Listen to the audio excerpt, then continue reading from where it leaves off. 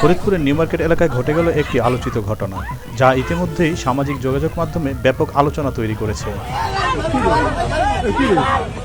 ভিডিওতে দেখা যায় এক নারী অভিযোগ করেন যে এক বয়স্ক ব্যক্তি তাকে অপমানজনক ও অশালীন ভাষায় সম্বোধন করছেন। এরপরই ওই নারী তীব্র প্রতিবাদ জানান। ঘটনাস্থলে উপস্থিত লোকজনও বিষয়টি নিয়ে ক্ষোভ প্রকাশ করেন এবং উপস্থিতি উত্তপ্ত হয়ে ওঠে। অনেকেই বলেছেন, একজন নারীর প্রতি অসম্মানজনক মন্তব্য বা অশালীন সম্বোধন কখনোই গ্রহণযোগ্য নয়। নারীকে সম্মান করা প্রতিটি মানুষের নৈতিক ও সামাজিক দায়িত্ব।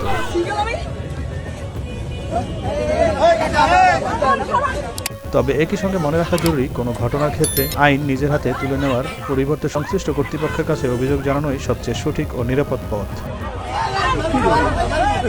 এই ঘটনাটি আবারও মনে করিয়ে দেয়, নারীর প্রতি সম্মান, ভদ্র আচরণ এবং সচেতনতা একটি সভ্য সমাজ গঠনের অন্যতম ভিত্তি। জনসমক্ষে নারীর প্রতি অশালীন আচরণ বন্ধ করতে কী ধরনের পদক্ষেপ নেওয়া উচিত, কমেন্ট করে জানান।